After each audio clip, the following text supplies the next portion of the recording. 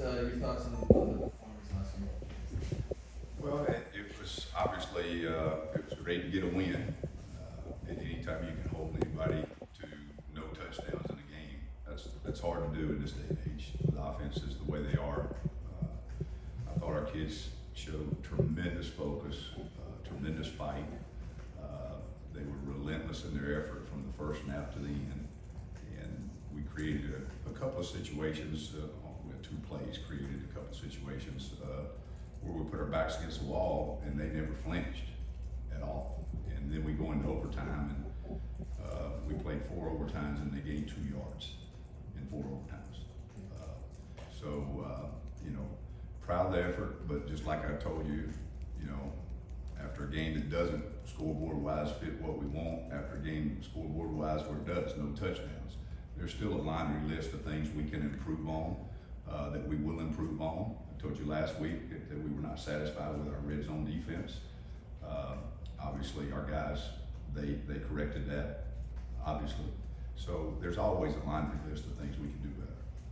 And it's a growing process. It never ends. And so proud of what they did though.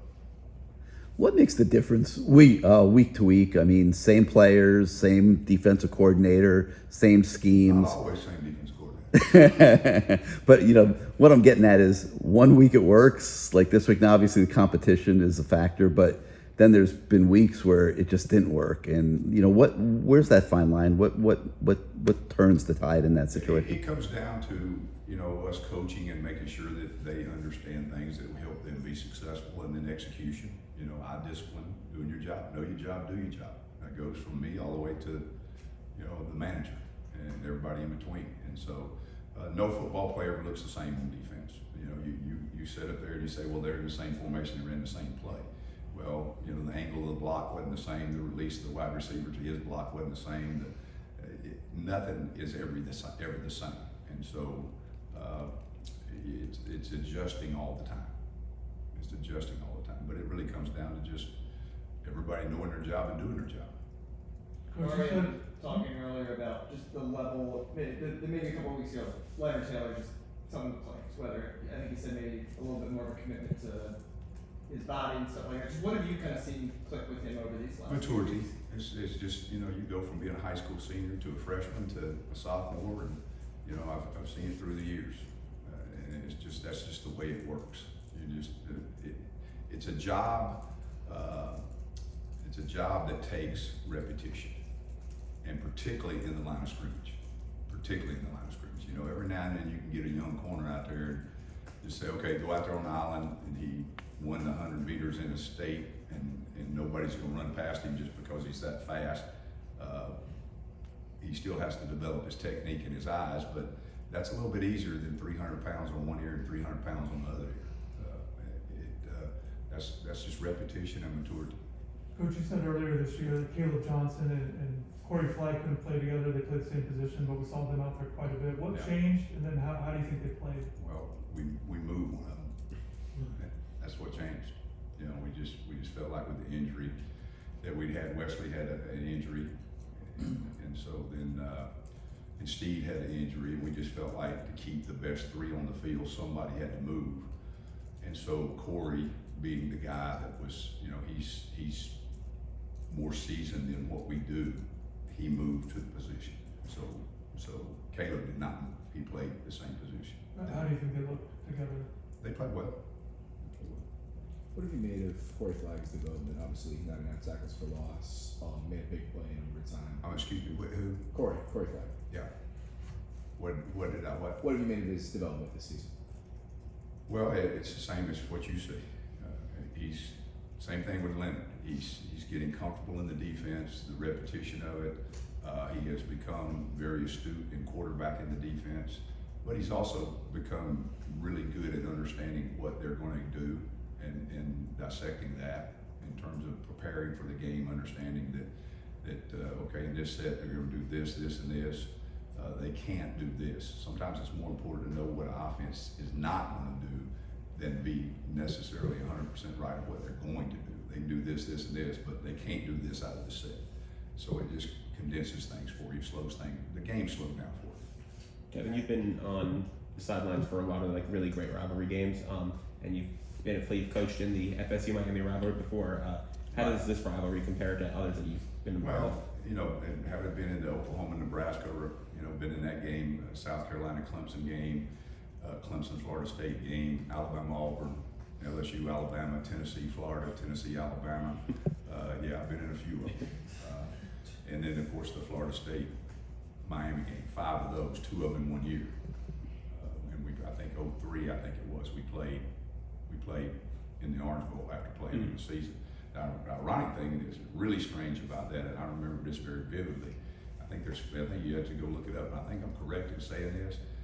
I don't think in those 5 games any team scored over 20 points except one time Miami scored 22. I think it was like 22-13. The rest of them were like 13-10, 10-9, 14-13. It was a little bit like last Saturday. There's a whole lot of defense and not much offense. That's what I remember. But if you go back to those days, that was kind of the hallmark of those 2 teams. Mitchell Goudet played a whole lot. Obviously, Akeem, we saw went down Mesidor. Just can you talk to maybe Mitchell's game improvement he's making? Well, he's a football player. He's a very heavy-handed guy, and he's one of the best edge setters that I've been around in terms of when you got pullers coming or tight ends slicing across the back to block the defensive end. It's kind of fun to watch, just being real with you. They come back, they pull out there, they come back across there, and the game starts, and they're smoking. And then after about the 3rd time of getting to Mitchell, they kind of start slowing down a little bit. Some of them even turning their head a little bit. He's just a physical guy. He loves to compete. He's smart, very heavy-handed, very thick when he contacts you. I mean, he's a good defensive end, particularly at setting the edge. And then he's relentless in his pass rush. He just, he's not the sleep type pass rusher that some people have, but he's just so relentless with it that sometimes he out-physicals him. And then just to follow the challenge of Florida State, their offense, and Jordan Travis, want to ask you about that. Yeah, Florida State's offense, well, it's, Mike Norvell, the head coach, the play caller, the designer, they're very multiple in what they do. And this is a little bit different. You can go into most games and say, okay, this is the base things they're going to do, and you're going to see them every week. You can watch games against Florida State this year and not see the same thing. One game's completely different from another game. And so we're going to have to be really good at adjusting to the unknowns this week, because we're going to see stuff that's not on Florida State film. Now, it's the same runs, it's the same passes, but it's masked completely different every week. Jordan Travis has passed for 500 more yards this year than he did all of last year. Talk to us about the challenges he brings as quarterback. Yeah, I didn't keep up with him last year. Most of the film I watched last year was another conference, so I did not see him. So now I went back in the summer, obviously, and watched a great deal. I think he's staying in the pocket longer now. He really would pull it down and run quick last year. He's staying in the pocket. Things are developing more for him. I think the game slowed down for him. He's throwing really accurate, but there's always that potential of him beating you with your feet. He can escape. So he's a very, very good challenge for us, to say the least. Coach, obviously this is an emotional game, and at times the defense will try to make plays and not be as disciplined. How do you really kind of taper their emotions in a game like this so they can be disciplined? Simple. You can play the game of football with emotion. You can't be emotional. It's 2 different things. You can have excitement and energy, but when you start reacting to things and become emotional based on what happened or what didn't happen, then you get lost in this game. And how can they not give up as many big plays as they have during the season with tapering their emotions? Now, I'll go ahead and ask you, can I? If you want to name those big plays, because I got the list of them. So as many as, are you seeing something different than I see? Well, the last game there were a couple of big plays that were That's 2.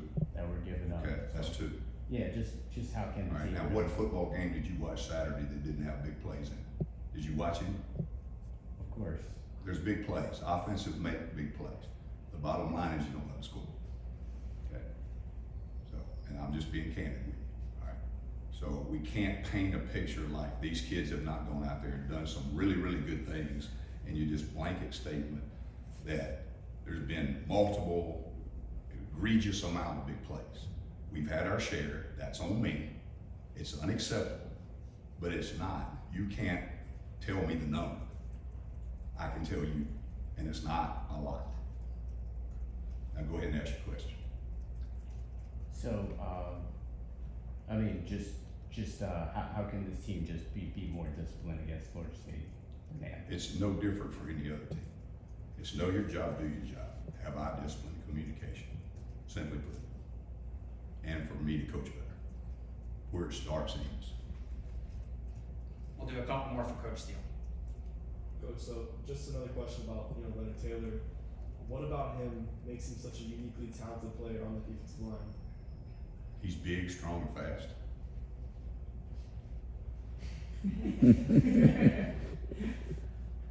Simply put, very, very talented. That's DNA. How about Blades, the way he stepped in and played for James? How did he perform? Really good. Played really, really well. We've got some very meaningful snaps out of him. He is very intelligent.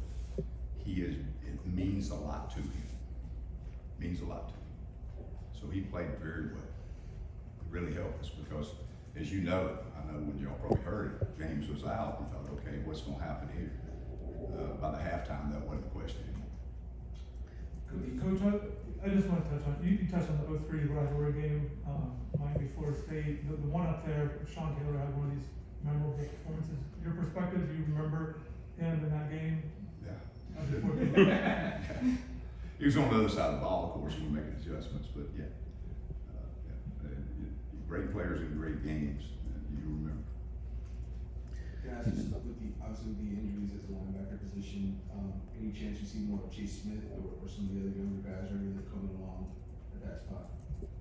Pardon me, how? To a couple guys obviously are dinged up, the same, I know it's the most recent Steve, I know Coach mentioned he's been banged up. Just curious, is there any chance, that we'll start seeing Chase Smith and some of the other younger? Chase is out. Oh, Chase is out too. Yeah. At this present time, he is. Is there anybody else that you might work with? We're down on numbers from there. Hey Kevin, how many reps can a defensive tackle like a Leonard Taylor take in a game and maintain their level of effectiveness? He's bounced I think between like 20 and 30 all year. He's playing better than he's ever played in his career. Is he ready for more? Like, can he go more than 20 to 30 reps? Yeah, we only played 54 regular snaps. I mean, we've been pretty low in our snap count, but yeah, he can. And it's also how long are drives? Are you coming off a 13-play drive or are you coming off of a 3 and out? It's a whole lot easier to go back in after a 3 and out than it is after a 13-play drive.